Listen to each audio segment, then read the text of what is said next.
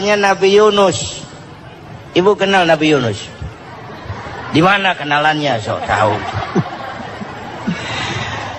Nabi Yunus itu ketika berdakwah kepada kaumnya yang bandel, memberikan peringatan mau beriman akan turun azab. Kapan Yunus? Akan. Kenapa mesti akan? Sekarang aja kalau mau saya tungguin. Kurang ajar betul ini umat. Akhirnya Nabi Nuh menghindar dengan perhitungan kalau azab tidak turun saya sudah jauh, meragukan janji Tuhan. Lalu naik kapal, dinaiki oleh Yunus, kapal mogok. Dicari siapa biang keroknya ini, diundi ternyata Yunus, sampai 3 kali diundi. Dibuanglah Yunus ke dasar laut, ditelan oleh ikan nun atas perintah Allah. Telan itu Yunus, jangan pakai dikunyah, rusak urusan. Telan saja, simpan di perutmu. Dibawa oleh ikan nun ke dasar lautan. Itu yang oleh Quran dikatakan bertemulah 3 macam kegelapan. Zulumatun salas, gelapnya tengah malam, gelapnya di dasar laut, gelapnya di dalam perut ikan. Itu namanya peteng, mbahnya gelap. Di perut ikan itulah Nabi Nuh sadar akan kesalahannya. Allah meragukan janji Allah. Ia sujud di dalam perut ikan itu, membaca la ilaha illa anta subhanaka inni kuntu. Itu istighfarnya Nabi Yunus. Dibacakan istighfar begitu, ikan sakit perut pak. Di dasar laut kemana mau cari apotik? Dia naik ke permukaan, memuntahkan isi perutnya. Nabi Yunus keluar dengan selamat. Itu pun terjadi pada hari ke-10 bulan Muharram. Istighfar intinya itu. Itu amalan utama bulan Muharram, memperbanyak istighfar. Allah selamatkan Nabi Nuh dari bahtera banjir yang luar biasa 10 Muharram. Allah selamatkan Nabi Ibrahim dari pembakaran Raja Namrus 10 Muharram. Setelah Nabi Ibrahim itu menghancurkan berhala-berhala, Abrahat pulang mau ibadah, lihat Tuhannya berantakan, marah besar. Siapa yang menghancurkan Tuhan-Tuhan kita ini? Ada yang lapor, kami lihat Ibrahim. Tangkap. Belum ada bukti, tangkap dulu yang penting. Bukti belakangan. Tangkap. Wah, dikerahkanlah aparat. Tangkap Nabi Ibrahim. Disidang langsung oleh Abrahat, oleh Namrus maksud saya. Ibrahim, kau yang menghancurkan berhala-berhala kami ini, Tuhan-Tuhan kami. Siapa bilang? Ada yang lapor. Ah, saya dengar enggak semua berhala itu hancur. Ada yang paling besar, angkat tangan, saya lihat ada kampak di tangannya. Barangkali yang besar itu iseng tuh, yang kecil-kecil dikampakin. Tanya aja sama dia. Kamu gila? Kenapa? Masa kami disuruh nanya berhala? Nggak bisa jawab. Kenapa disembah? Lebih gila mana? Tahu nggak bisa jawab kenapa disembah? Kurang ajar kamu Ibrahim. Bakar, dibakar. Ketika Ibrahim dilempar ke kobaran api yang menggunung, Allah perintah api, ya naru kuni bardan wa salaman ala Ibrahim. Hai api, dinginlah sampean. Api Madura waktu itu pak. Hai api, dinginlah sampean, selamatkan Ibrahim. Api tunduk kepada perintah Allah. Ibrahim masuk ke kobaran api, selembar rambut pun tidak terbakar. Kenapa? Apinya tunduk kepada perintah Allah. Kenapa? Karena Ibrahim orang yang takut kepada Allah. Api tunduk kepada perintah Allah. Kalau kita baca ayat itu, masuk ke api, mateng. Sudah hadirin yang saya muliakan, oleh karena itu selamatnya Ibrahim dari pembakaran Raja Namrud itu pun pada 10 Muharram, Yaumul Asyura, hari ke-10 dari bulan Muharram. Imediat. Bapak Ibu hadirin hadirat yang saya cintai, sebagian kecil tentang Nabi Adam, Nabi Ibrahim dan Nabi Yunus, tapi saya belum menceritakan tentang Nabi Nuh tadi.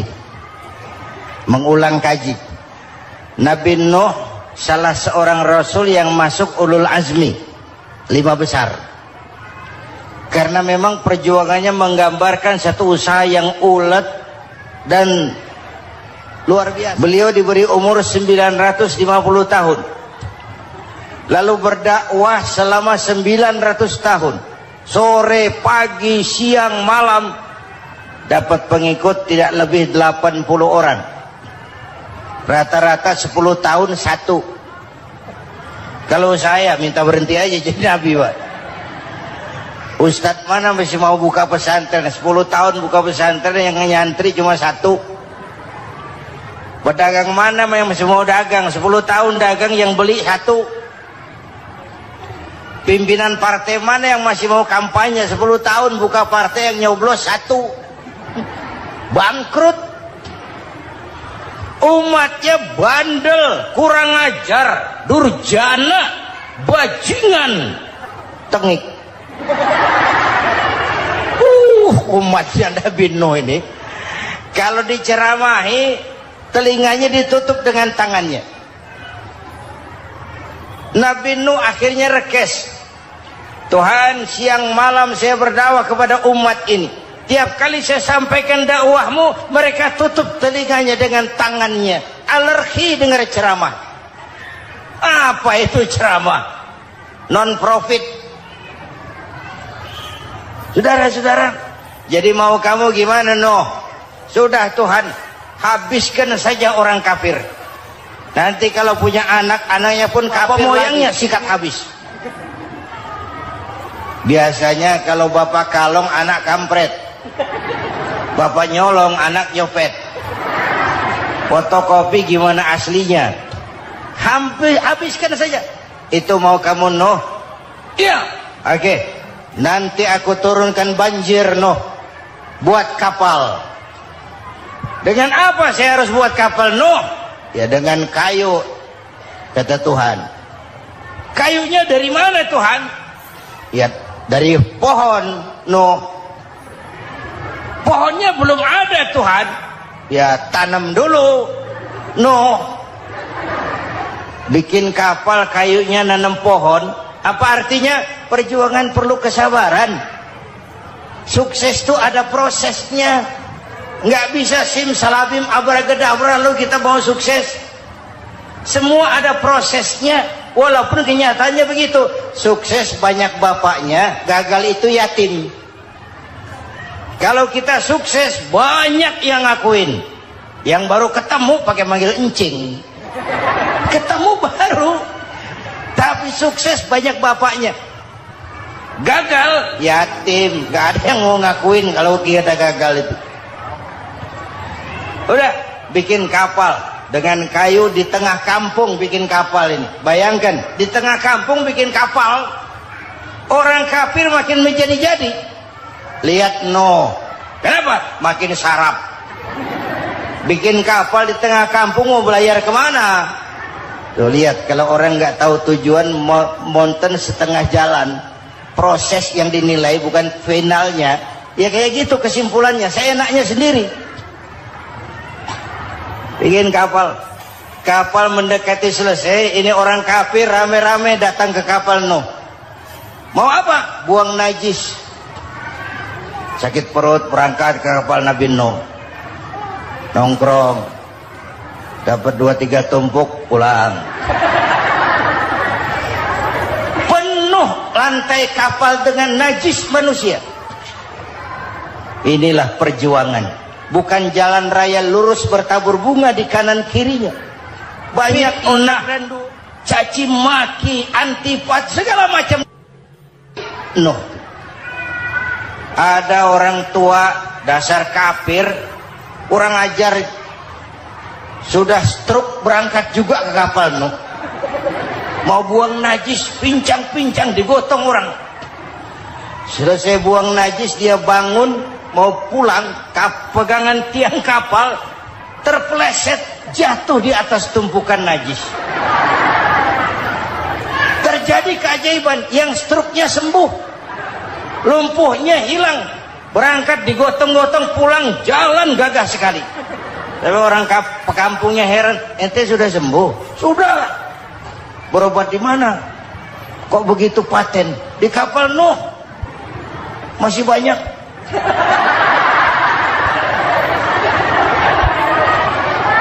Yang berasa perlu obat bawa rantang. Ambil bersih lagi geladak kapal itu. Sudah selesai Nuh? Selesai. Oke, kau orang yang beriman bersamamu, binatang serba sepasang, naik Nabi Nuh, naik orang beriman sepasang. Ini cikal bakal penyelamatan manusia, Pak. Naiklah orang beriman, sudah naik semua, Nabi Nuh kontrol. Ini contoh buat kita, kontrol. Sudah naik semua teman-teman, sudah. Pemimpin yang baik bukan cuma terima laporan di belakang meja. Laporan itu yang mana juga bagus.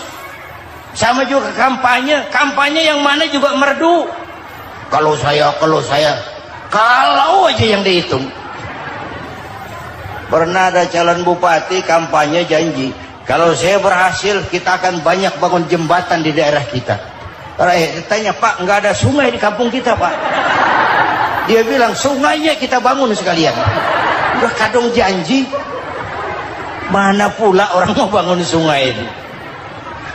Saudara-saudara, kontrol. Jangan cuma tunggu laporan di belakang meja, semua laporan bagus. Ya, Bu? Bu,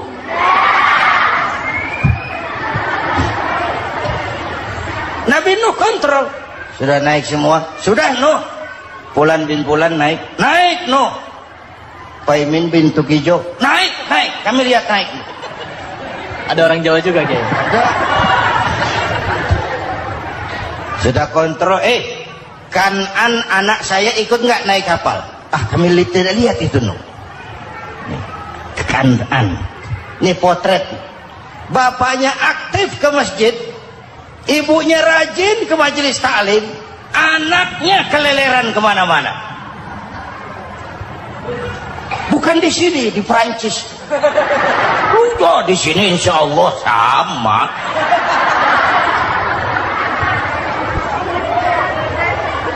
Nuh karena sayang anak, Nuh karena cinta anak, Nuh karena tanggung jawab anak, cari naik ke atas kapal. Lihat Kanaan, anak saya, nggak lihat Nuh.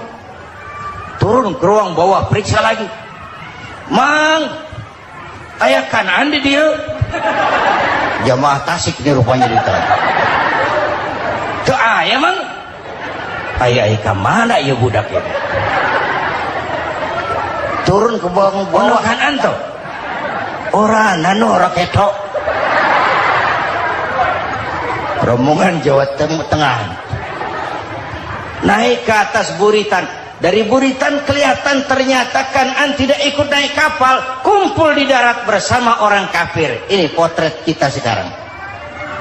Kumpul sama orang kafir, hanyut anak-anak kita, ditelan budayanya orang kafir, ditelan tradisinya orang kafir, ditelan pergaulannya orang kafir.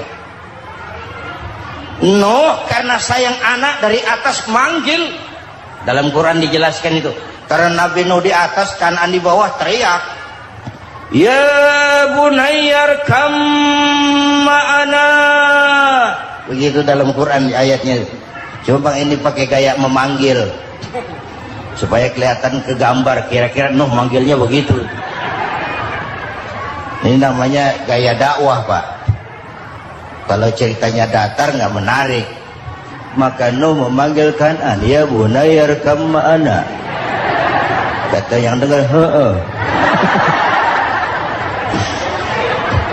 ini gaya orang manggil, ya bunayyar kam ma'ana.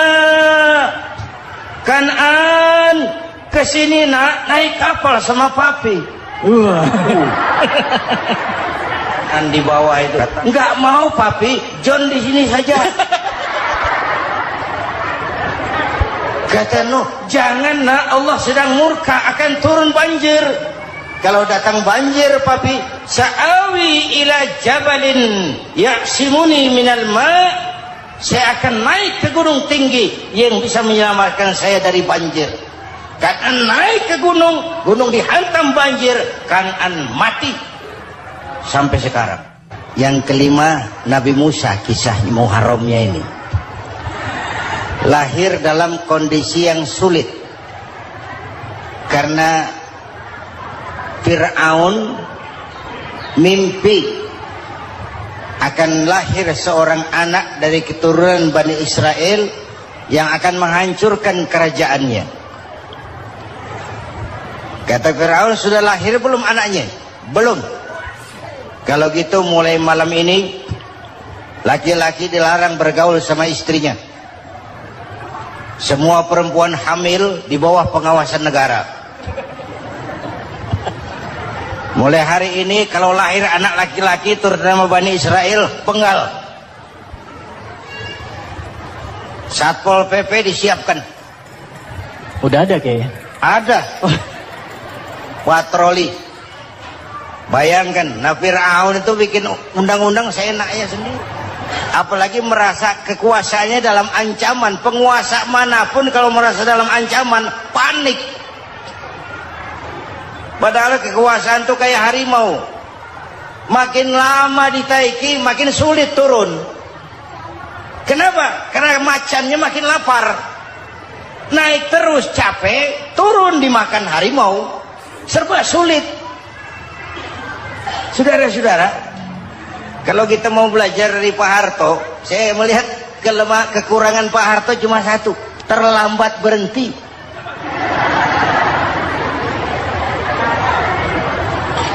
Terlambat berhenti. Di sekelilinginya banyak tukang-tukang jilat, tukang-tukang semir. Pak, kalau tidak ada bapak kami bagaimana, Pak? Bapak Ibu hadirin yang saya hormati, tapi kehendak Allah terjadi. Lahirlah Musa. Bayinya dihanyutkan di sungai Nil.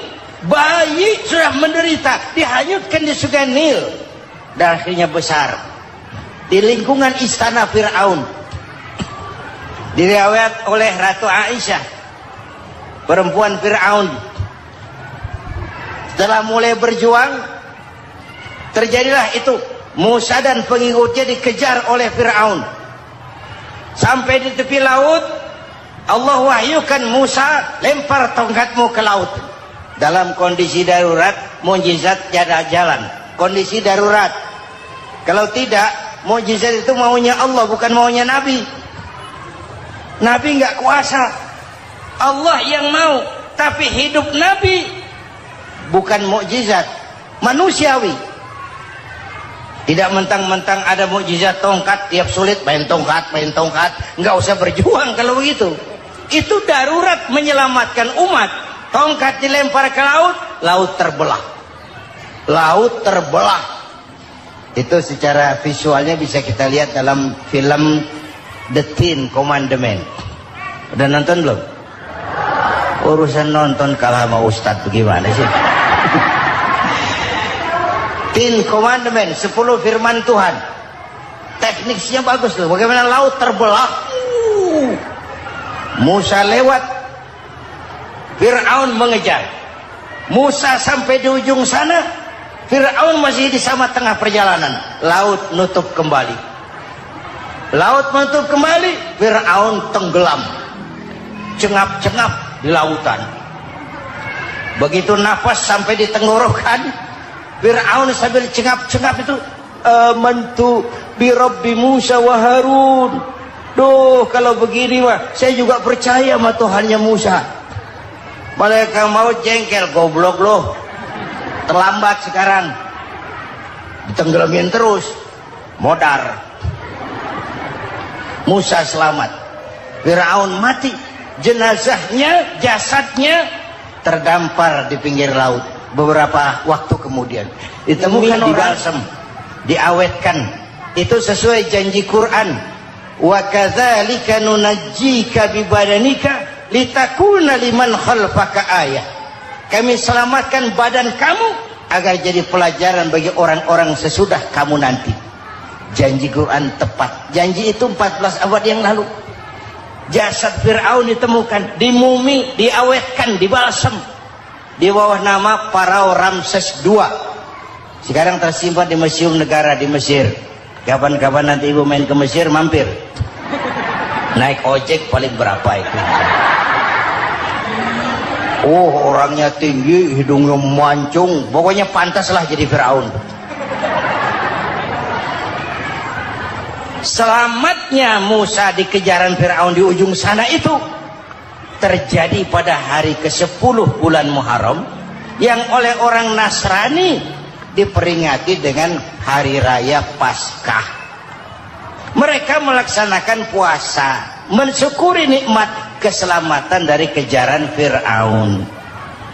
Makanya kalau kita ikut puasa di bulan Muharram, bukan mengikuti syariatnya Nasrani, salah. Karena Nabi mengajarkan, itu sumbernya.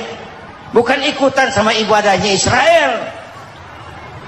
Tapi memang agama ini kan merupakan mata rantai. Datang Rasul baru melengkapi Rasul sebelumnya, datang Rasul baru melengkapi Rasul sebelumnya. Mata rantai yang berkaitan. Setelah Muhammad selesai, selesailah tugas Nabi dan Rasul. Selesailah misi Nabi dan Rasul. Tidak ada Nabi lagi sesudah Nabi Muhammad. Itu harga mati, titik. Gak ada kompromi. Siapapun sekarang ini ngata datang ngaku jadi Nabi, wajib tidak percaya. Wajib tidak percaya. Tapi kaitannya memang, kita bilang Nasrani, orang bahasa Arab, bahasa Ibraninya Nazaret, Nasiroh, Nazaret. Itu beda dialek. Kita Daud, dia David.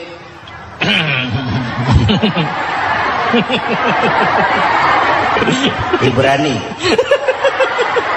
Kita Ali, dia Alek.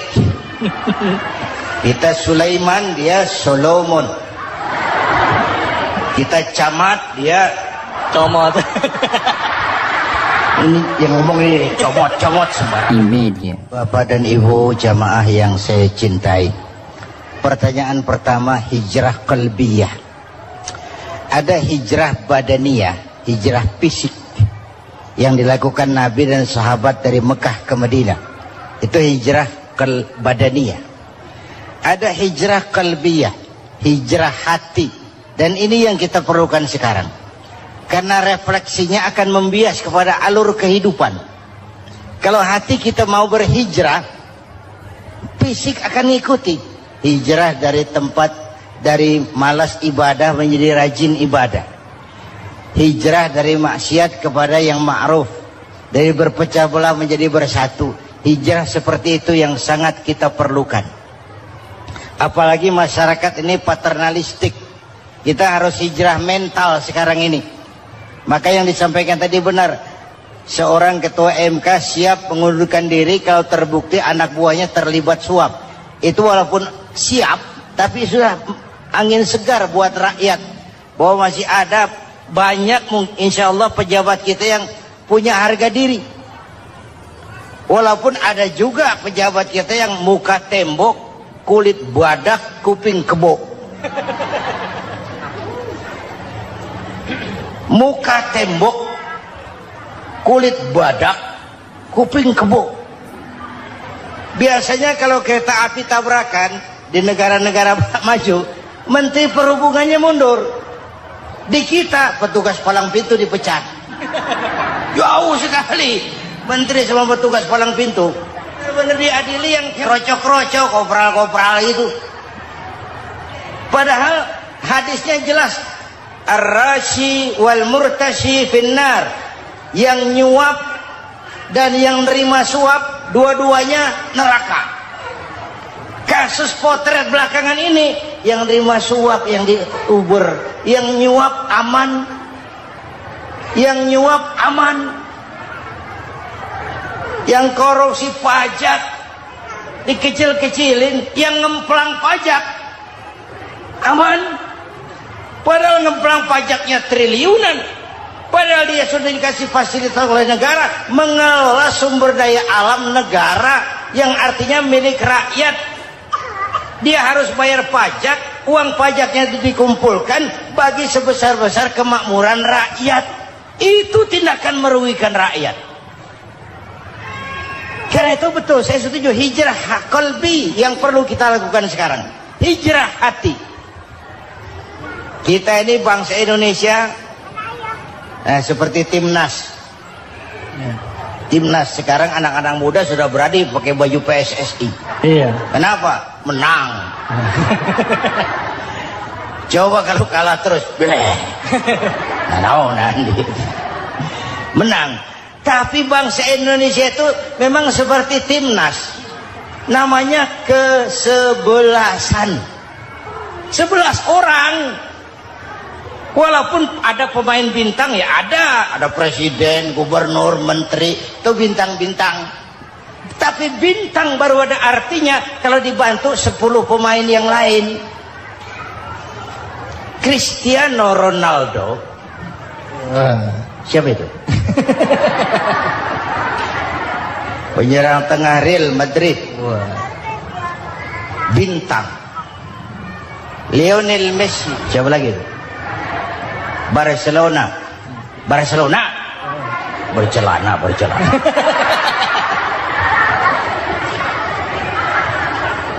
Michael Rooney, bintang Manchester United. Ronaldo baru bintang, Messi baru bintang kalau ada 10 pemain yang lain.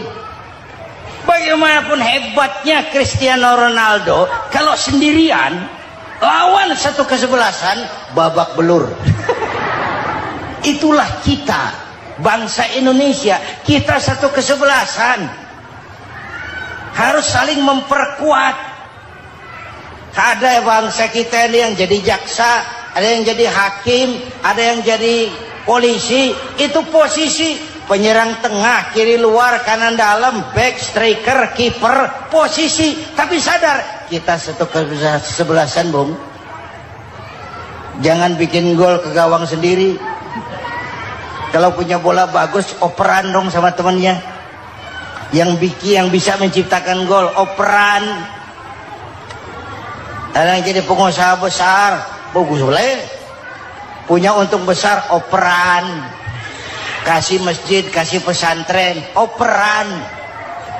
Ini kesebelasan kita kalau punya bola pelitnya setengah mati, Pak. Nggak mau ngoper. Bawa sendiri, mending bikin gol. Enggak. Kita ini satu kesebelasan. Satu sama lain harus saling memperkuat. Bahwa ada penyerang tengah kiri, itu si posisi. Tapi kalau memang peluang memungkinkan, ayo dong operan. Saya iri sama kesebelasan Nasrani di Indonesia. Mereka kalau punya bola operannya cakep. Gereja cepat selesai, rumah sakit Kristen cepat selesai. Kenapa? Operannya bagus. Kita ini kalau punya bola bawa sendiri, nggak mau ngoper. Maka masjid nggak selesai-selesai. Madrasah banyak yang bocor. Rumah sakit Islam kalah bersaing. Kenapa? Operannya berat. Ayo menyadari kita ini timnas, satu kesebelasan. Jangan menjegal kawan seiring, kawan sendiri dijegal. Sudah musuh terlalu kuat, gawang sendiri dijebol. Akhirnya terbalik kita ini. Ujian terberat telah diberikan Allah kepada para anbiya. Kemudian para aulia, kemudian para ulama. Summal amsal fal amsal, ke bawah dan ke bawah, diuji setiap orang menurut kekuatannya berpegang kepada agama.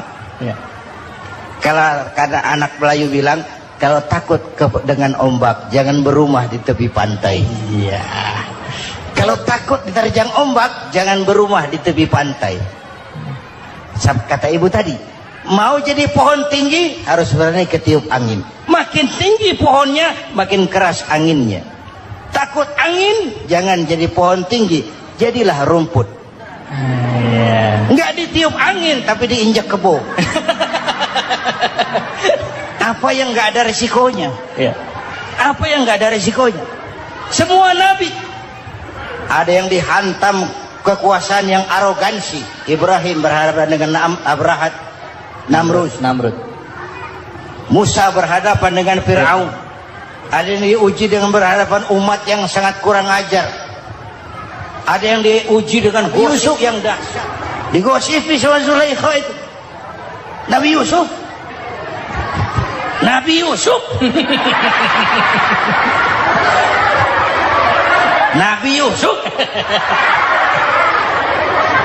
Ya. Yang namanya gosip itu kan menyebarkan keburukan orang.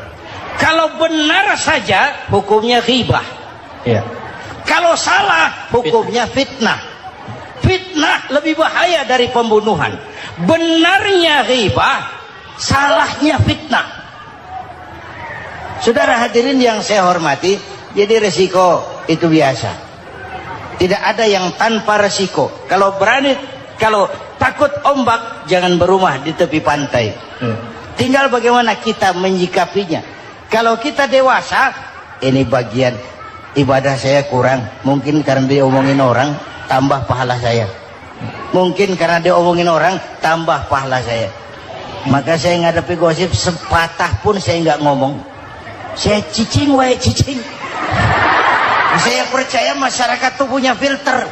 Amin. Saya percaya Tuhan itu.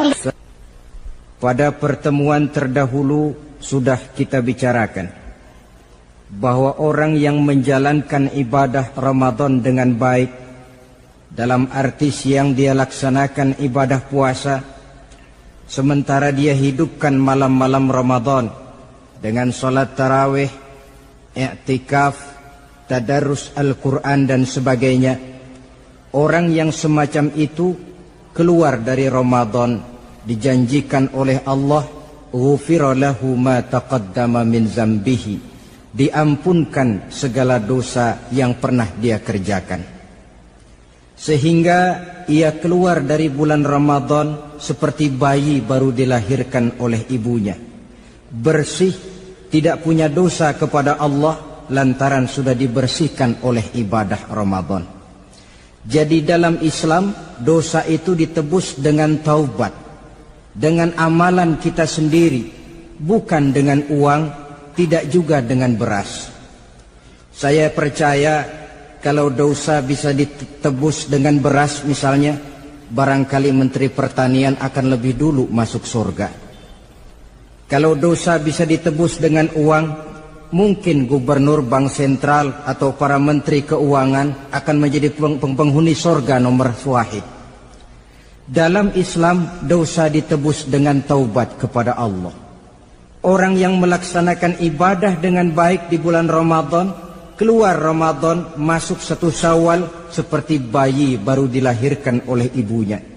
Pantas dia mengucapkan minal aidin, semoga kami termasuk orang yang kembali kepada fitrah, suci, bersih. Dia rayakan hari itu, hari di mana dia kembali kepada kesucian. Itulah hakikat daripada Idul Fitri. Dengan kata lain, Idul Fitri ini tidak bisa dilepaskan kaitannya dengan ibadah Ramadan. Hanya oleh karena kita melaksanakan ibadah Ramadan, maka kita rayakan Idul Fitri. Dengan bahasa yang lebih langsung, sebenarnya yang berhak merayakan Idul Fitri mereka yang mengisi Ramadan dengan kegiatan ibadah. Saudara-saudara kaum muslimin yang berbahagia, lalu bagaimana prosesnya? Yang pertama, manakala datang senja akhir Ramadan, wajiblah kita mengeluarkan zakat fitrah. Sebab Rasulullah sallallahu alaihi wasallam bersabda, "Saumul 'abdi mu'allakun ma baina as-sama'i wal ardi hatta yu'addiya shadaqatal fitri." Sesungguhnya puasa seorang hamba bergantung antara langit dan bumi, yakni belum diterima oleh Allah sampai dia mengeluarkan zakat fitrahnya.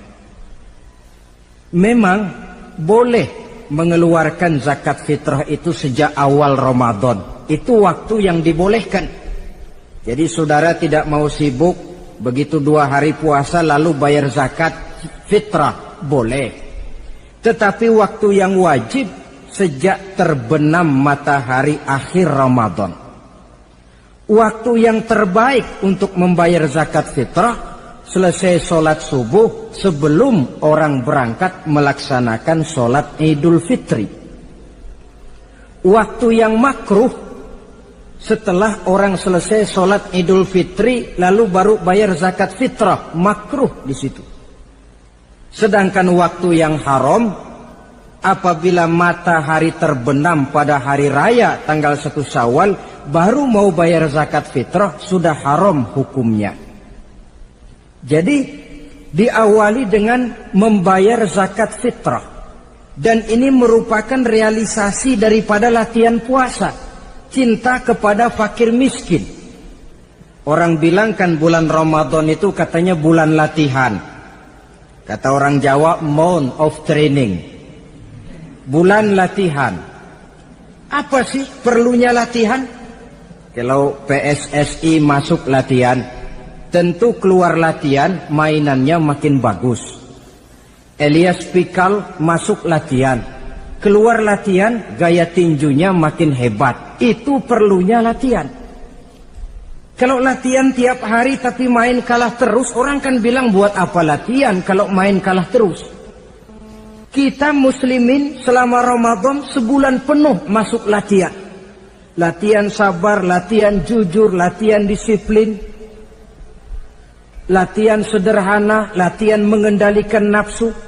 Berhasil atau tidaknya latihan itu kelihatan dalam gaya hidup kita sesudah keluar Ramadan.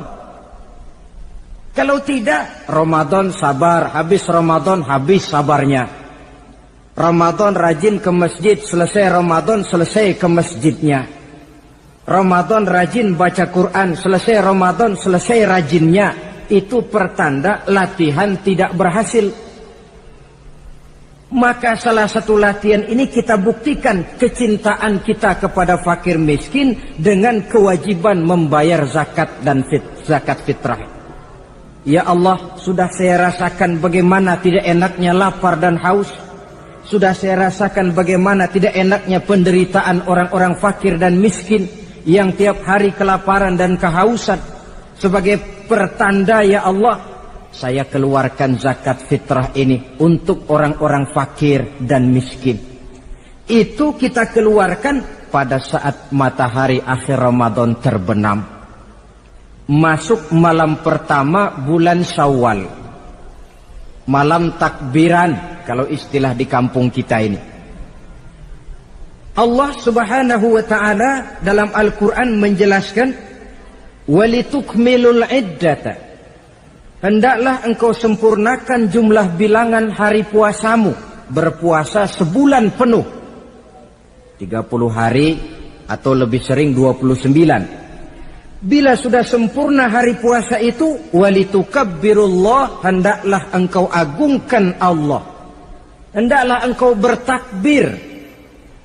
Oleh karena itu disunahkan menghidupkan malam 1 Syawal, malam hari raya Idul Fitri itu dengan memperbanyak takbir. Sejak matahari terbenam selesai sholat maghrib, kita kumandangkanlah kalimat takbir itu dari rumah ke rumah, dari surau ke surau, dari masjid ke masjid, dari kampung ke kampung, pertanda rasa syukur kita yang tiada terhingga kehadirat Allah Subhanahu wa taala, Tuhan yang Maha Esa dan Maha Kuasa.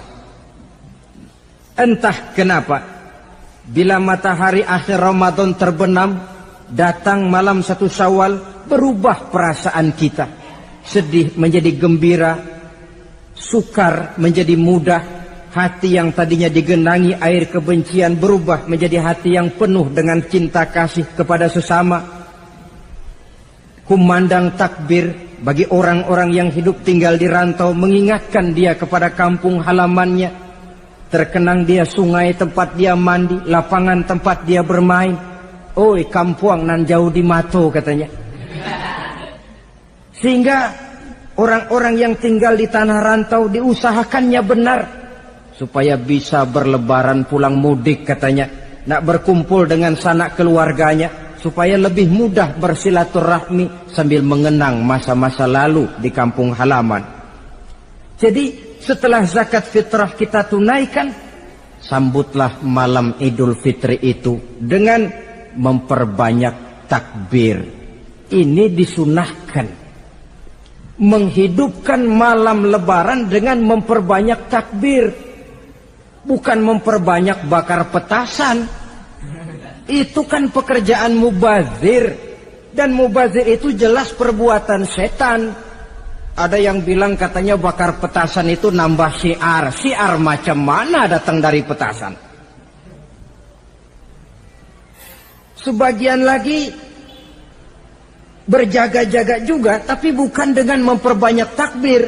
Bergadang-gadang di pinggir jalan, ngebut dengan kendaraan aneka warna. Tidak itu yang diajarkan agama.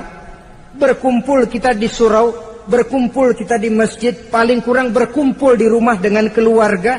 Ramai-ramailah kita bertakbir, memanjatkan puji dan syukur kepada Allah. Ya Allah, kalau tidak lantaran petunjukmu, sulit rasanya melaksanakan perjuangan yang berat sebulan penuh ini. Melatih diri, membina takwa, mengharap ridha. Dengan lapar melilit perut, dengan haus mencekik kerongkongan. Bersyukur kami kepadamu ya Allah. Dan sebagai pertanda kami kumandangkan kalimat takbir, memuji keagungan dan kebesaranmu. Allahu Akbar, Allahu Akbar, Allahu Akbar, walillahil hamd. Saudara-saudara kaum muslimin rahimakumullah. Di dalam satu hadis dari Ubadah bin Samit diriwayatkan oleh Imam Tabrani, bersabda Rasulullah sallallahu alaihi wasallam, "Man ahya lailatal fitri lam yamut qalbuhu yauma tamutul qulubi." Barang siapa yang menghidupkan malam Idul Fitri, maka hatinya itu tidak akan pernah mati pada saat hati-hati orang lain menjadi mati. Kita yang paling khawatir dalam hidup ini, pada saat hati kita sudah mati selagi jasad masih hidup, menjadilah kita bangkai berjalan dalam pandangan Allah. Badan hidup tapi hati mati, bangkai berjalan dalam pandangan Allah. Jadi ini hakikat merayakan Idul Fitri. Puasa Ramadan sebulan penuh, malamnya ibadah, menunaikan zakat fitrah, lalu malamnya menghidupkan malam dengan takbiran. Yang terjadi kan kita lihat adat yang dibesarkan, ibadat ditinggal. Puasa tidak, taraweh apalagi. Lebaran kurang seminggu sudah lebih sibuk dia daripada yang puasa. Ke pasar kayaknya pasar mau dibeli semua. Rumah pun dicat, dikapur, baju diperbarui. Itu kan kulit. Memang lebih bagus kalau kulitnya baik, isinya pun baik. Tapi yang lebih penting daripada sekedar kulit adalah isi. Hakikat merayakan Idul Fitri kembali kepada kesucian. Kita bersih, tidak punya dosa kepada Allah. Itu kita rayakan. Dengan apa? Nah, oleh seorang ulama, Al-Imam Zakiyuddin Abdul Azim bin Abdul Quwa Al-Munziri, diberikan contoh bagaimana Rasulullah sallallahu alaihi wasallam itu merayakan Idul Fitri. Beliau berkata, yuhibbu sallallahu alaihi wasallam ayyuqabilal 'ida bil bisri was surur. Rasulullah sallallahu alaihi wasallam cinta, senang menyambut Idul Fitri bil bisri was surur, dengan muka gembira dan dengan sikap sukacita. Jadi merayakan Idul Fitri bil bisri was surur, muka menunjukkan kegembiraan. Kenapa gembira? Sudah berhasil berjuang sebulan penuh. Bukan gembira lantaran di rumah banyak dodol, kue, pakaian serba baru, sepatu pun serba baru. Bukan itu yang kita gembira. Gembira lantaran telah berhasil berjuang mengalahkan nafsu, memenuhi perintah Allah, melaksanakan puasa. Gembira lantaran kita kembali suci seperti bayi baru dilahirkan oleh ibunya. Bil bisri, muka menunjukkan kegembiraan, cerah di malam itu sampai di hari lebarannya. Jadi walaupun barangkali oleh karena kesulitan ekonomi tidak terbeli itu baju yang baru, tidak terbeli itu sepatu yang baru, tidak terbeli itu makanan dan kue seperti tetangga, jangan sampai mengurangi kegembiraan kita. Tidak boleh menyambut lebaran itu dengan manyun. Tahu manyun? Mukanya sudah macam asam sama kukusan. Tidak ada menunjukkan sikap kegembiraan. Nabi menghadapi hari itu bil bisri was surur, dengan muka cerah dan dengan sikap gembira. Tapi gembira dalam arti tetap pada jalur kontrol. Lalu apa lagi? Wa taubatu lillahi ta'ala, dengan tetap melaksanakan taubat kepada Allah.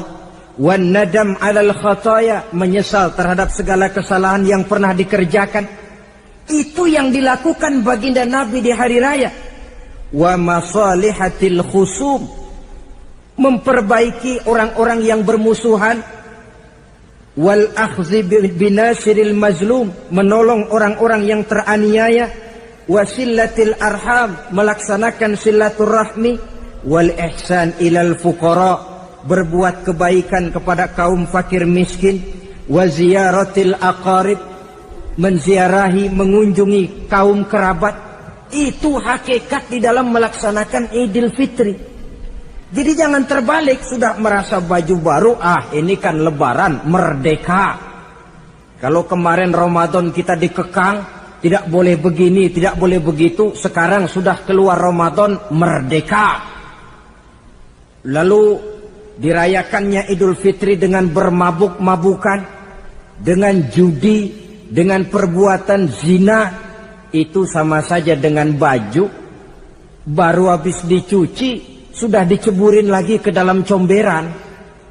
Ini kan ibarat baju masuk Ramadan dicuci sebersih-bersihnya, keluar Ramadan masuk lebaran tetaplah berusaha menjaga kebersihan itu.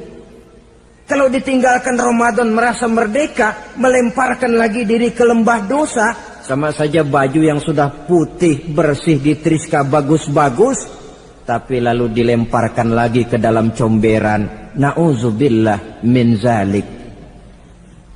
Saudara-saudara kaum muslimin yang berbahagia, jadi setelah zakat fitrah kita bayar, hidupkan malam Idul Fitri itu dengan mengumandangkan kalimat takbir. Lalu bila datang sholat subuh di pagi hari pertama bulan Syawal, kita laksanakanlah sholat subuh itu berjamaah. Jangan sampai terbalik, saking kepengennya sholat Idul Fitri, subuhnya enggak. Ini kan sama saja kata orang nyari jarum kapak hilang.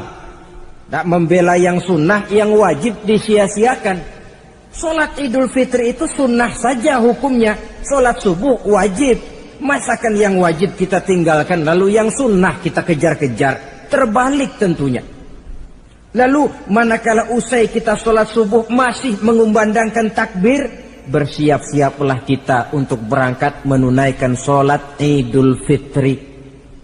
2 rakaat, lalu diiringi dengan khutbah hari raya Idul Fitri. 2 khutbah seperti khutbah Jumat itu, khutbah pertama dan khutbah kedua. Kalau selesai melaksanakan sholat Idul Fitri, maka kembalilah kita ke rumah dengan suasana gembira. Untuk apa? Untuk berhalal bihalal. Istilahnya untuk berlebaran, saling meminta maaf. Kenapa? Dengan ibadah Ramadan, dosa kita kepada Allah insya Allah bersih. Tapi kan kita tidak cuma berbuat dosa kepada Allah, kita juga berbuat salah kepada sesama manusia. Dosa kepada Allah, taubat langsung kepadanya, sonder pakai calo. Tidak bisa saudara bikin dosa kepada Allah, datang ke rumah saya, Pak inilah saya kasih uang, tolong mintakan taubat saya kepada Allah. Ya tidak bisa. Dosa kepada Allah langsung bertaubat kepadanya. Tapi dosa kepada sesama manusia, Allah belum akan memberikan ampun kalau kita belum minta maaf kepada yang bersangkutan. Ini sulitnya. Kalau saudara dosa meninggalkan sholat, tobat kepada Allah. Tapi kalau dosa kepada sesama manusia, saudara mencuri sendal orang, cara taubatnya bagaimana? Pertama, menyesal kenapa mencuri. Yang kedua, berjanji tidak akan mencuri lagi. Yang ketiga, meninggalkan perbuatan mencuri. Dan yang keempat, sendal orang pulangin. Tidak bisa saudara mencuri sendal, Tuhan taubat, nggak lagi-lagi nyolong sendal, tapi sendal orang dibekap terus, nggak dipulang-pulangin, ya tidak termasuk taubat itu. Itulah sebabnya selesai sholat Idul Fitri, kita pun meminta maaf. Nah, siapa yang harus lebih utama kita mintakan maaf? Satu riwayat menjelaskan bahwa selesai sholat Idul Fitri, para sahabat mendengar Rasul mengucapkan amin sampai 3 kali. Amin, amin, amin. Heran para sahabat, ini Rasulullah tidak ada angin, tidak ada hujan, kenapa amin sampai 3 kali? Mereka pun bertanya, ya Rasul, tadi amin sampai 3 kali kenapa? Kalian tidak tahu? Tidak tahu ya Rasul. Begini, tadi itu selesai sholat, turun malaikat Jibril kepada saya. Beliau berkata, ya Muhammad, saya hendak berdoa kepada Allah. Maukah kau mengaminkan? Silahkan Jibril, berdoalah, saya akan mengaminkan. Rasul berdoa, Nabi mengaminkan. Doanya berisi 3 macam permohonan, maka Rasul pun 3 kali mengucapkan amin. Logikanya, kalau sudah malaikat Jibril yang berdoa, lalu Rasul yang mengaminkan, apa iya doanya itu meleset? Apa isi doa malaikat Jibril? Yang pertama doa beliau, ya Allah, hari ini, 1 Syawal ketika itu, saya mohon kepadamu, janganlah engkau terima puasa dan ibadahnya anak yang durhaka kepada kedua orang tuanya. Rasul di belakang, amin. Anak yang durhaka kepada ibu bapaknya. Ya Ramadan dia puasa di siang hari, malam dia taraweh, dia tadarus Al-Quran. Kalau sudah durhaka kepada ibu bapaknya, ibadahnya didoakan oleh malaikat Jibril, diaminkan oleh Rasul agar tidak diterima oleh Allah Subhanahu wa ta'ala. Sebab itu manakala usai sholat Idul Fitri, pulang kita ke rumah, bersimpuhlah kepada ibu bapa, meminta maafnya, meminta ridhonya. Ibu kita yang telah mengandungkan kita, melahirkan kita antara pilihan hidup dan mati. Bapak yang pergi pagi pulang sore, peras keringat banting tulang untuk mendidik dan membesarkan kita. Demi setelah kita yang anak ini jadi orang, kadang-kadang lupa kacang akan kulitnya. Bagaimanapun tinggi status sosial seorang anak, bagaimanapun banyak gelar di sandangnya, bagaimanapun kayanya dia, kalau sudah durhaka kepada kedua orang tuanya, alamat hidup tidak akan memperoleh keberkahan. Doa malaikat Jibril yang kedua, ya Allah, hari ini saya mohon kepadamu, jangan engkau terima puasa dan ibadahnya suami istri yang tidak saling memaafkan. Sebab itu seorang suami, seorang istri, selesai turun sholat Idul Fitri, hendaklah berlapang dada si suami memaafkan istrinya, meridhokannya. Si istri pun bersimpuh meminta maaf dan ridho suaminya. Istri yang durhaka kepada suaminya. Sebab itu tidak heran kalau Rasul dalam satu hadis pernah menjelaskan, ayyumma imra'atin matat wa zawjuha anha radin illa dakhalatil jannah. Kalau ada seorang perempuan meninggal dunia, suaminya ridho kepadanya, itu perempuan akan masuk surga. Ini artinya, kalau seorang perempuan meninggal, suaminya tidak ridho kepadanya, biar dia tukang sholat, biar dia ahli puasa, biar dia hadir di majelis taklim manapun, meninggal tidak diridhoi suaminya, pintu sorga belum dibukakan sampai suaminya ridho kepadanya. Saudara kaum muslimin rahimakumullah, harta adalah amanat dan akan kita pertanggungjawabkan. Allah melebihkan rizki sebagian kita dari yang lain agar kita saling tolong menolong, bantu membantu. Nabi janjikan, siapa yang meringankan beban saudaranya muslim di dunia, Allah akan meringankan bebannya di akhirat nanti. Sebuah jaminan dari baginda Nabi.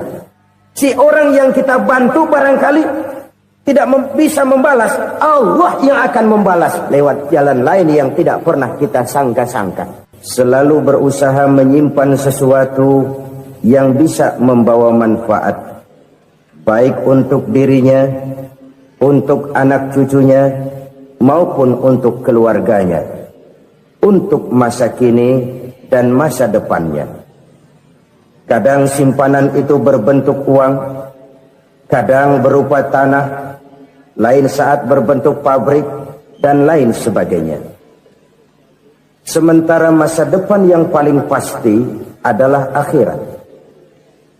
Jika untuk masa depan dunia kita rela memeras keringat, membanting tulang, pergi pagi dan pulang petang, menyimpan uang, menyimpan tanah, menyimpan pabrik, pernahkah kita merenung jika satu saat kiamat datang, kita dibangkitkan dari kubur masing-masing, berdiri di padang mahsyar untuk mempertanggungjawabkan seluruh kegiatan hidup kita di dunia ini, lalu kita akan menuju ke alam akhirat. Sudahkah kita mempunyai simpanan untuk akhirat kita?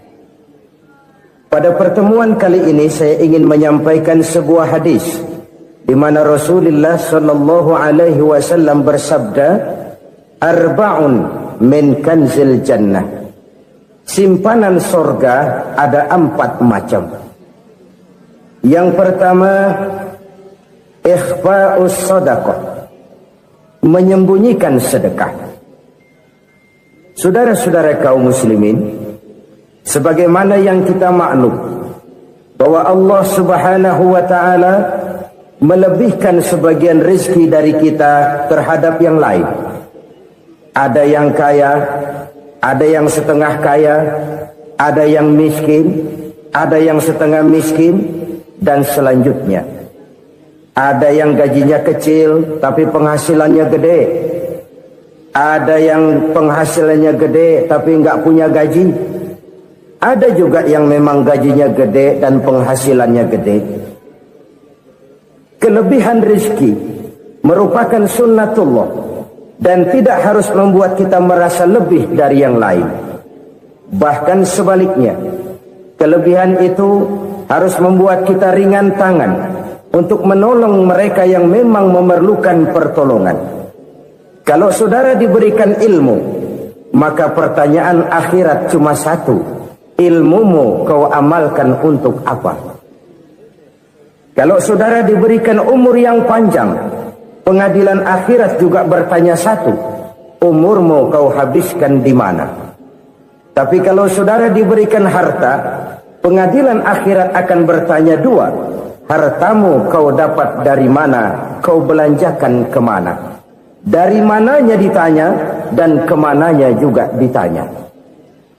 Oleh karena kita akan dimintakan pertanggungan jawab, maka amanah yang bernama harta ini harus kita gunakan dengan sebaik-baiknya. Ada penggunaan yang merupakan kewajiban, itu zakat namanya. Ada penggunaan yang sewaktu-waktu, itu infak namanya.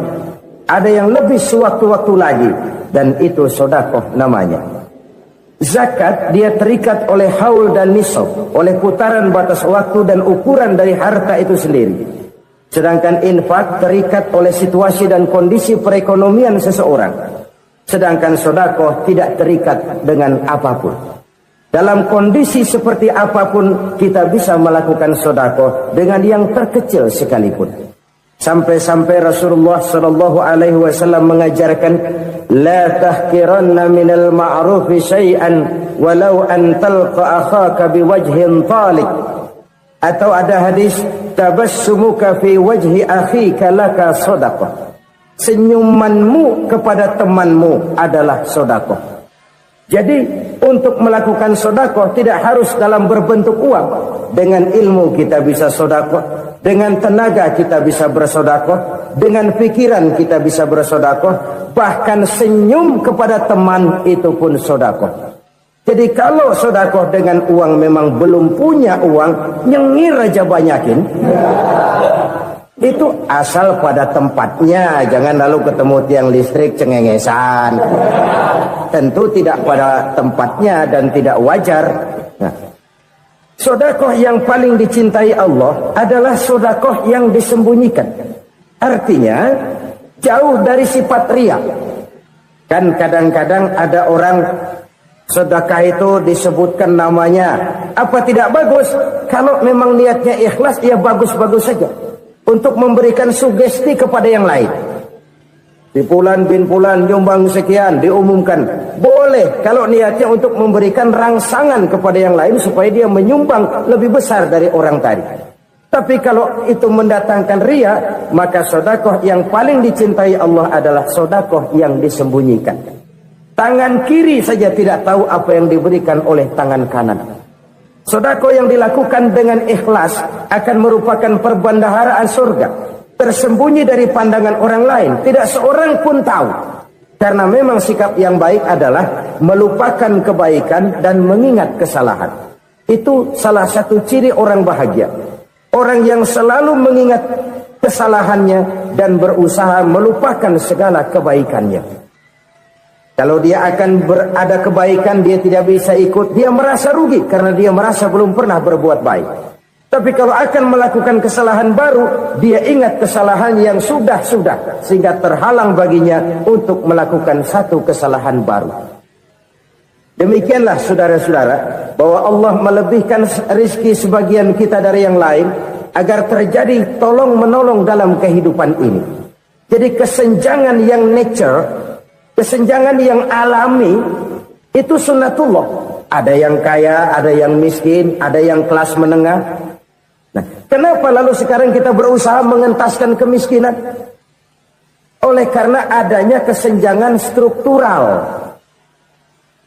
Kalau yang kaya bisa semakin kaya, kenapa yang miskin tidak bisa naik jadi ikut sedikit kaya? Sebab pada dasarnya Islam adalah agama yang sejak turunnya sudah berupaya memerangi kemiskinan. Bahkan dikatakan kemiskinan itu mendekatkan kepada kekufuran. Orang kalau miskin udah dekat banget sama kafir. Gampang menjadi kafir. Berapa banyak saudara-saudara kita yang oleh karena soal perut, oleh karena soal materi, terpaksa meninggalkan dan menanggalkan akidahnya. Menjual petunjuk yang diberikan Allah dengan kesenangan dunia yang cuma sebentar ini. Na'udzubillah, summa na'udzubillah. Jadi makin kita sembunyikan satu sedekah, semakin banyak perbendaharaan kita di surga. Sedekah yang paling dicintai Allah adalah sedekah yang disembunyikan. Malahan ada seorang sufi, dia punya kebiasaan kalau pergi sholat Jumat dia bawa uang, itu uang dia taruh di bawah tikar masjid. Dia niat sedekah kepada siapa saja yang nemuin itu duit. Maksudnya apa? Supaya yang nemuin nggak tahu siapa yang punya duit. Demikian dia saking ingin menyembunyikan sedekahnya. Karena sifat riya itu bisa memakan amal kita sendiri. Riya itu termasuk menyebut-nyebut kebaikan kita. Orang yang suka nepuk dada, sedikit-sedikit ngitungnya kalau nggak gua. Tuh kalau nggak gua tuh yang belah situ, kalau nggak gua.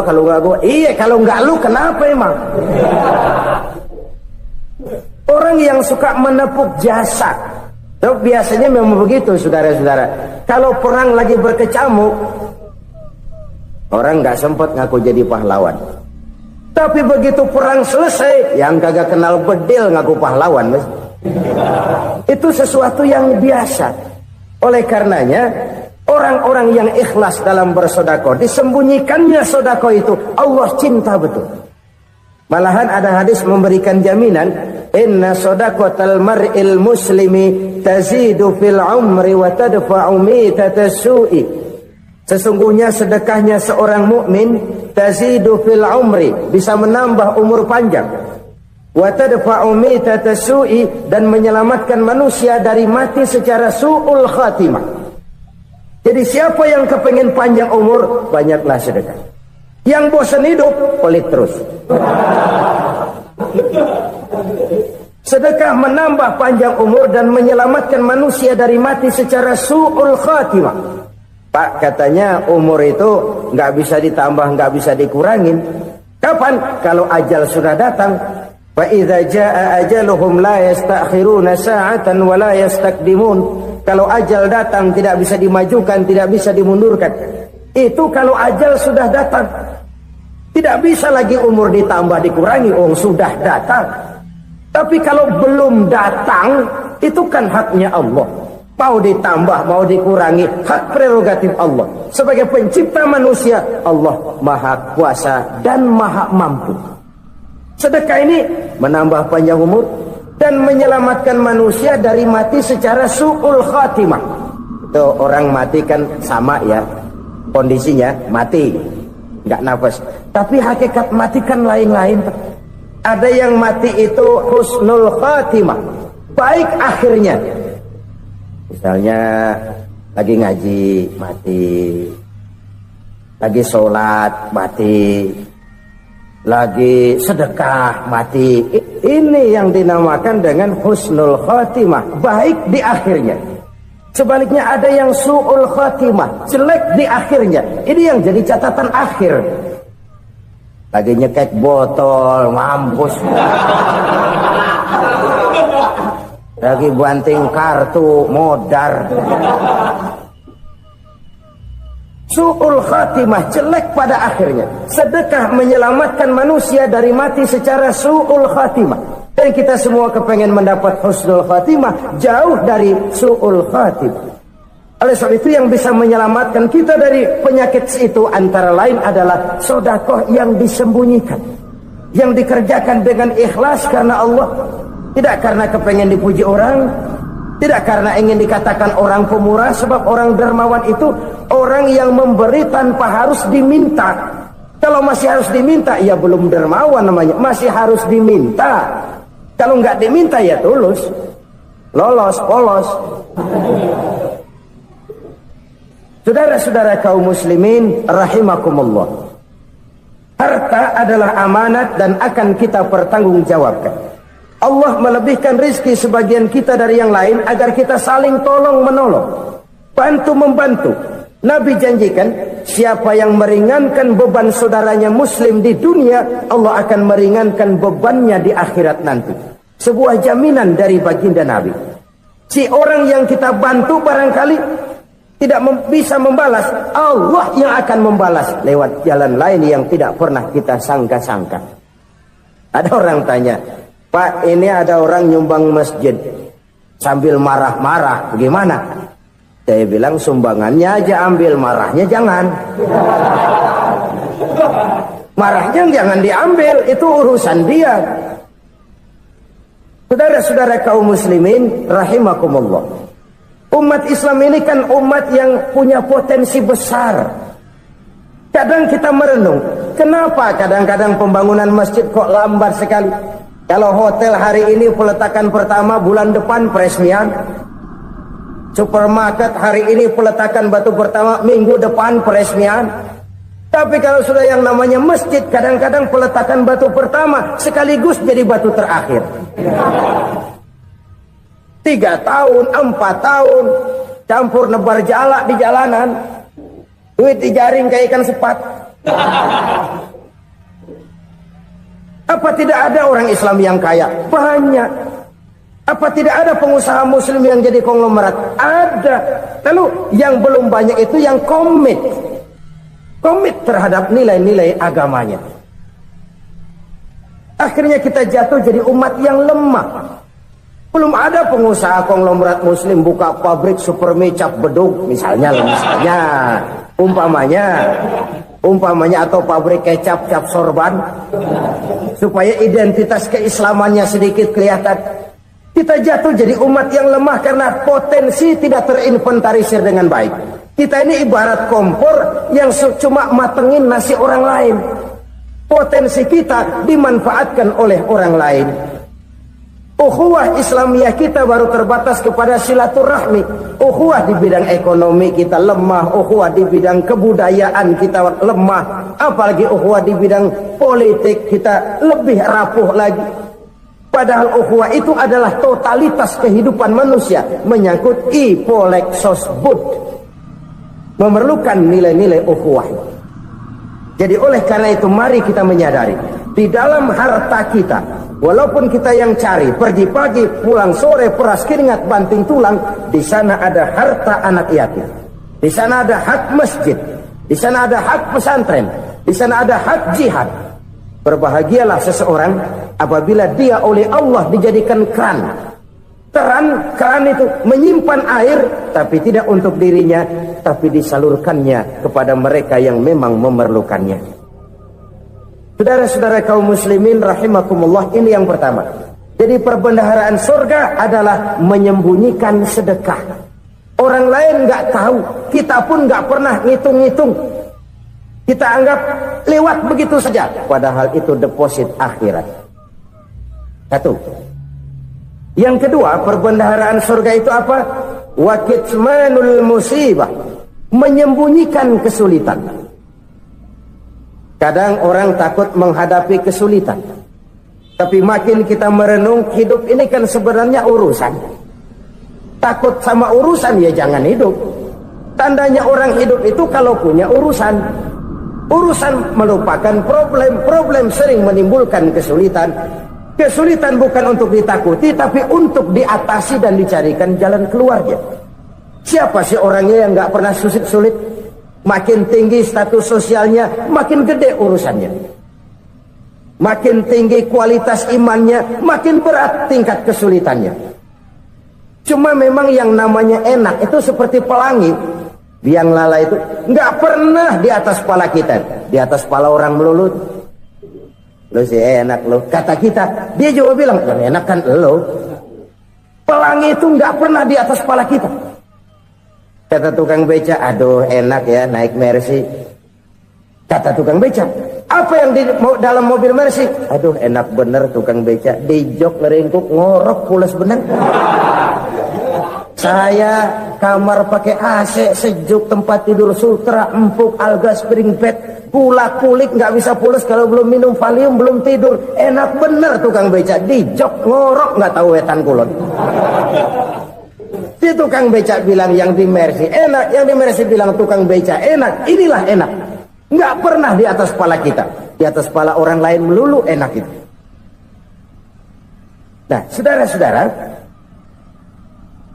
yang merupakan perbendaharaan surga itu orang yang bisa menyembunyikan kesulitan, baik pribadi ataupun rumah tangga. Ini terutama rumah tangga yang jadi soalnya. Kadang-kadang kita ini kalau senang, sebaliknya kalau senang kita diam, kalem aja, cuek. Banyak banget duit kita bawaan, diam aja udah. Malah ketemu orang takut. Tapi begitu susah, sekampung tahu. Padahal Nabi mengajarkan perbendaharaan surga itu menyembunyikan musibah, menyembunyikan kesulitan. Kalau enak, cerita sama orang-orang. Kalau nggak enak, rasain sendiri, tekan sendiri, atasin sendiri. Kita kan sebaliknya, tenang kita diam, asal lagi susah, paling tidak kita nyari teman buat cerita kesusahan. Siapa orangnya yang nggak pernah susah? Cuma soalnya bagaimana kita mengatasi kesusahan itu sendiri.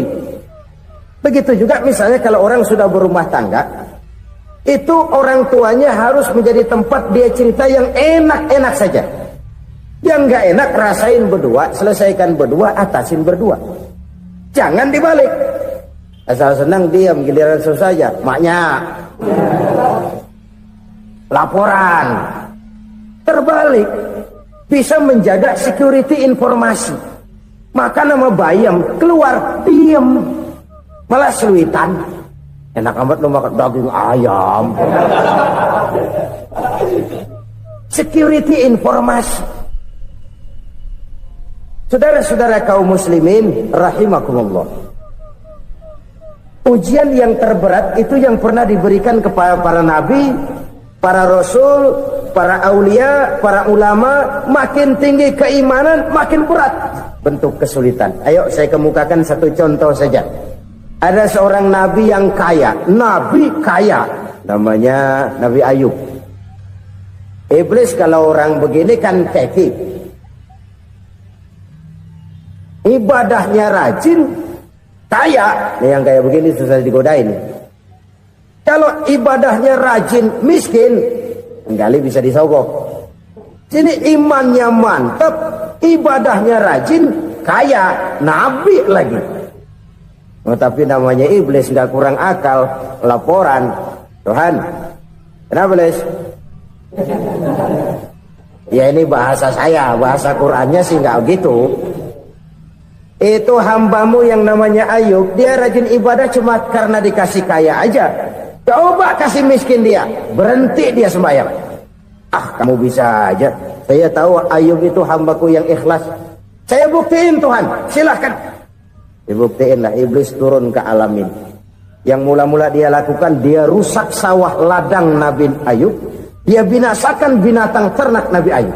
Sehingga dalam waktu singkat, jatuhlah Nabi Ayub dari orang paling kaya jadi orang paling miskin. Beliau masih ibadah di mihrab dalam masjid. Datang iblis. Saudara Ayub, ya, lagi ngapain? Ibadah. Nyembah Allah, nyembah Allah. Oh, percuma. Kenapa? Tuhan yang ente sembah nih, dia udah bikin miskin ente. Sawah ladang ente hancur lebur, binatang ternak binasa. Sekarang ente jadi orang paling miskin. Ngapain nyembah Tuhan kayak begitu? Tekor. Udah berhenti dah ibadah, berhenti ibadah. Ini iblis sama Tuhan laporannya lain, yang dikerjakan kepada Nabi Ayub juga lain. Benar begitu iblis kata Nabi Ayub? Iya, sawah ladang saya habis, buras. Binatang ternak saya binasa, binasa. Saya miskin, bangpak. Apa jawab Nabi Ayub? Bukan innalillahi, ya ini hebat. Alhamdulillahillazi a'tani wa akhza minni. Segala puji bagi Allah yang telah memberikan harta kepada saya dan sekarang mengambilnya lagi. Alhamdulillah. Allah yang ngasih, Allah yang ambil.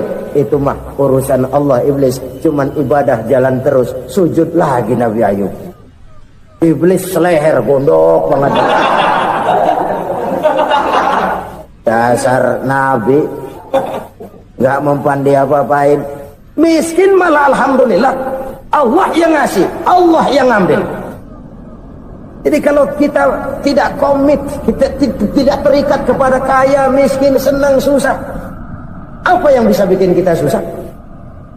Jadikan kekayaan, kemiskinan, jadikan senang, susah sebagai anak buah yang bisa kita atur. Jangan kekayaan ngatur kita, jangan kemiskinan ngatur kita. Kita yang harus mengatur mereka. Senang, susah, kaya, miskin, bahagia, sengsara, jadikan itu anak buah yang bisa kita atur. Kalau sekarang kita kaya, lain saat boleh jadi kita miskin, semiskin-miskinnya. Allah yang ngasih, Allah yang ambil. Tenaga mana yang bisa menghalangi? Ibadah jalan terus. Iblis makin gondok. Dasar Nabi loh. Akhirnya apa? Nabi Ayub dikerjain, diberikan penyakit. Demikian fatal penyakitnya. Bayangin, udah miskin sakit. Masya Allah. Miskin sakit. Sakitnya nggak lama, kira-kira 16 tahun. Istrinya 3, 2 mental minta ceraiin. Ngerawatin laki bengek begini. Senang belum tentu, susah udah pasti nih. Cerai aja, cerai dah. Cerai. Tinggal satu Siti Rahmah yang setia menemani beliau. Sesetia-setianya hati perempuan. Satu saat Siti Rahmah bilang, "Bang, Iya. Abang kan nabi, Bang. Lalu namanya nabi kan doanya jarang meleset, Bang. Maksud kamu minta kenapa sih sama Tuhan biar abang sembuh baik dah, Bang? Itu Rahmah. Iya. Saya sakit berapa tahun sih dah? 16 tahun, Bang. Sebelum ini saya sehat berapa tahun? Ya kira-kira 60 tahun, Bang. Nah, coba ente banding-bandingin, Rahmah. Saya dikasih sehat 60 tahun, dikasih sakit 16 tahun. Sudah nggak sabar mau doa kepada Allah minta sembuh. Saya malu kepada Allah. Diuji dengan yang luar biasa seperti ini, tidak mengganggu stabilitas kehambaannya. Dia tetap menghamba kepada Allah Subhanahu wa ta'ala. Saudara-saudara kaum muslimin rahimakumullah. Kunci menghadapi kesulitan itu apa? Allah jelaskan dalam satu ayat, wa basyiris sabirin alladzina iza asabathum musibah qalu inna lillahi wa inna ilaihi raji'un. Gembirakan orang-orang yang sabar. Siapa mereka itu? Yang apabila mendapat musibah mereka kembali kepada keyakinan dasar, segalanya dari Allah dan segalanya akan kembali kepada Allah. Ini konsepsi dasar dari sikap muslim dalam menghadapi berbagai kesulitan. Segalanya